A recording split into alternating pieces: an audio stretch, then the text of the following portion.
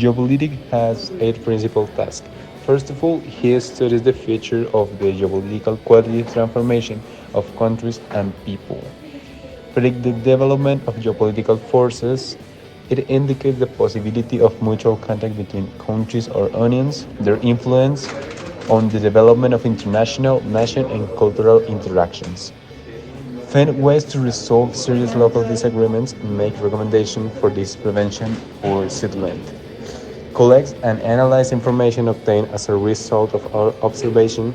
It develops a specific decision and management recommendation, and finally adheres to its own contradictory belief system.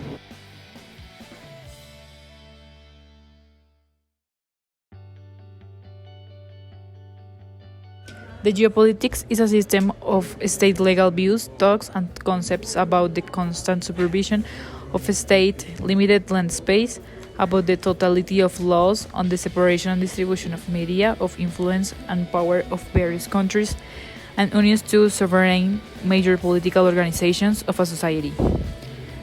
The theory of geopolitics appeared at the end of the 19th century. Initially, this term sounded like political geography. The term geopolitics was first formulated and introduced into scientific circulation as early as 1899 by the Swedish specialist in the field of the political system.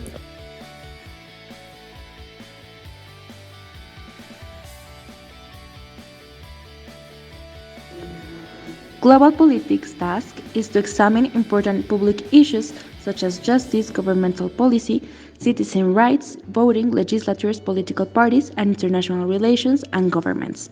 Besides, global politics recognize that domestic and world politics, even if conceptually distinct, they are practically inseparable. Global politics knows and recognizes that politics itself has been globalized and that consequently there is much more to the study of world politics than conflict and cooperation between states, even if this remains crucial.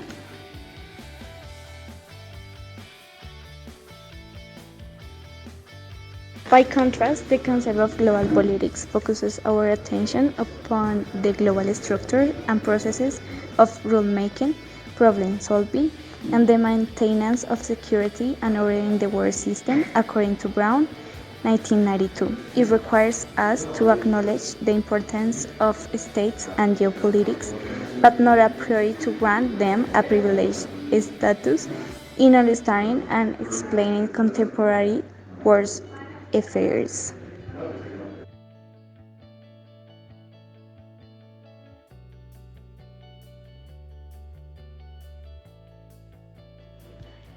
International politics, defined by eminent Indian, is a process in which nations try to serve their national interest, which may be in conflict with those of other nations, through their policies and actions. International politics, in fact, is more reliant on non-political aspects of international relations, such as economic, military, and social factors.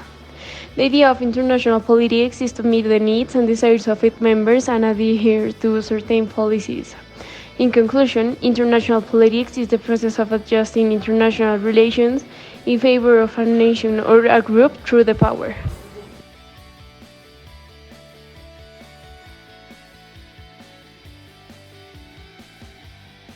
The three most important elements in it are national interest, conflict, and power. Another key point is that international politics is primarily concerned with diplomacy, foreign policy, and relations between states and other political units. Who are the primary actors in international politics? Well, nations are the primary actors because it consists in a process of interaction among them. The objective is that national interest. It is the process by which each nation attempts to safeguard and secure its dynamically changing interests. So, which are the five key parts of the field scope? The state systems, nature, operation. 2, factors that influence state power. 3, great powers, international position and foreign policies. 4, the recent history of international politics. And 5, the establishment of a more stable global order. In short, as we research the different concepts of global politics, geopolitics, and international, or also called interstate politics, we considered the sole term of politics. which often refers to the activity of public authorities and public administration for expressing the social and economic structure of the different states. Regarding our summary Venn diagram, what we found in common among our concepts is that they all establish and puts in order the processes and mutual relations taking place in our society. They regulate our interconnectedness and our relationships. For concluding, we're going to say that what we learned doing this activity is the communication skills and the organization skills are very important. Also, our own analytical and research skills were put into action as we made investigations of every concept.